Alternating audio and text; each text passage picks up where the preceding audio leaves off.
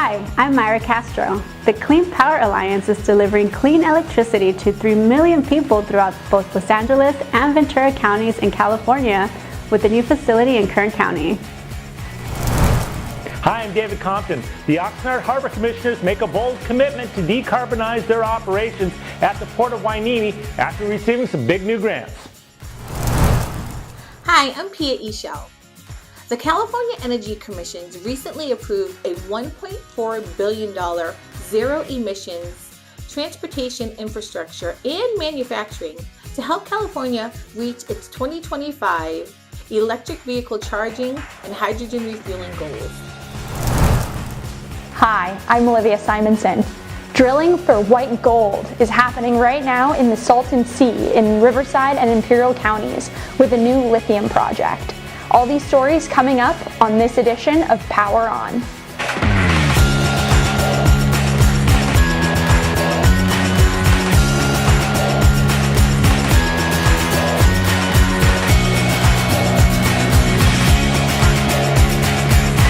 This episode of PowerON is sponsored by California Natural Resources Group, your local energy company meeting California's needs today while transitioning us to the green energy future of tomorrow. Clean Power Alliance has taken further action to continue delivering clean electricity to 3 million people they serve in Los Angeles and Ventura counties. CPA is now receiving 100 megawatts of clean energy storage capacity from TerraGen's Edward Sanborn Solar Plus storage facility located in Kern County. TerraGens has teamed up with Mortensen, which is the full engineering, procurement, and construction contractor on both the solar and energy storage scopes of the project. First Solar is supplying the solar modules, with LG Chem and Samsung supplying the many batteries for the project. However, one of the most interesting aspects of the project is its offtake customer. TerraGen and Starbucks have entered into an agreement which will see the company purchase 24 megawatts of solar power and 5.5 megawatts of battery energy storage from the facility, supplying clean renewable energy for more than 500 Starbucks stores throughout California. We'll be right back with more PowerON after this brief message from our sponsor. Ventura County has a history rich in oil and gas production. However, as our county and our world has evolved, we realize the need to create a sustainable energy future for our children. We grew up here, raised our families, and worked the land in Ventura County for nearly 100 years. Now we've come back, bringing with us a new vision to the oil and gas operations that we've recently acquired.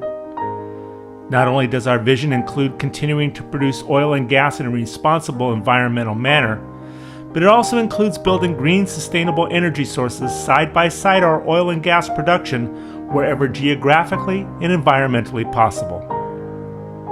We're proud to call Ventura County our new home and be your responsible energy neighbors. We look forward to leading California into the green energy future it deserves. We are Cal Energy.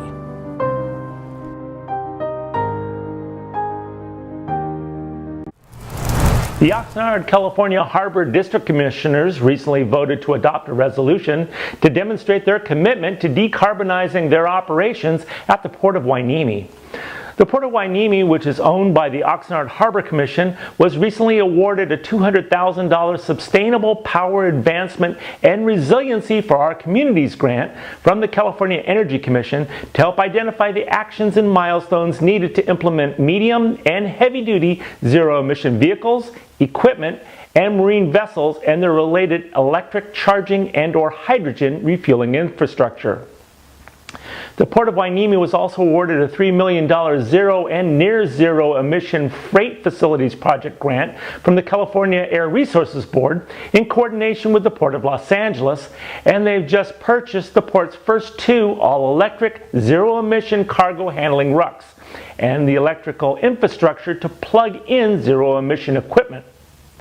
In addition, Oxnard Harbor Commissioners voted to approve a $7.5 million project to add more electrical infrastructure to allow customers to plug in hybrid mobile harbor cranes so they can operate with zero emissions.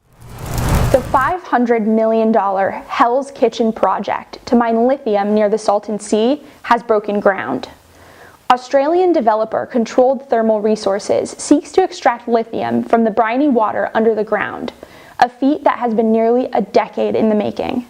The company expects to produce 40,000 tons of lithium by 2024, but estimates indicate that as much as 600,000 tons could be produced in the Imperial Valley each year. Lithium is a necessary component for electric car batteries and batteries for renewable electricity storage. The Hell's Kitchen lithium mining project increases the viability of California's goal to stop the sale of gasoline-powered vehicles by 2035 and the national electric vehicle sales goal of 50% by 2030. Currently, more than 80% of the world's raw supply of lithium is mined in Australia, Chile, and China. China also controls more than half of the world's lithium processing facilities and approximately 75% of the world's lithium-ion battery megafactories. Success in the Salton Sea has two big implications. First, domestic lithium mining and refining could decrease the U.S.'s reliance on foreign imports and processing. Second, an increase in the supply of lithium could make electric vehicles more affordable and battery storage more prolific. PowerON will be right back after this quick message. The world is changing, and so is our energy needs. We're proud to be your local energy company leading the way to the green energy future we all desire. We are Cal Energy.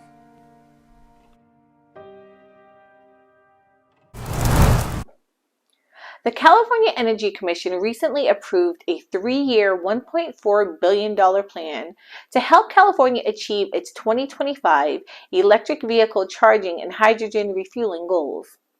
The plan closes the funding gap to speed up the state's zero-emission vehicle, or ZEV, infrastructure build-out in support of Governor Gavin Newsom's order to phase out the sale of new gasoline-powered passenger vehicles by 2035. The plan focuses on ZEV infrastructure build-out, with nearly 80% of the available funding going to charging stations or hydrogen refueling. The investments from the plan are front-loaded to help ensure the public adoption of ZEVs is not stymied by lack of infrastructure. The plan also calls out for medium and heavy-duty infrastructure, including funding for infrastructure for 1,000 zero-emission school buses, 1,000 zero-emission transit buses, and 1,150 zero-emission drayage trucks. The CEC remains committed to the goal of providing at least 50% of the funds from this plan to projects that benefit priority populations, including low-income and disadvantaged communities. Well, that's it for this edition of Power On. If you're watching us on YouTube, don't forget to click that little red subscribe button. On behalf of all of us here at Power On, thanks for watching.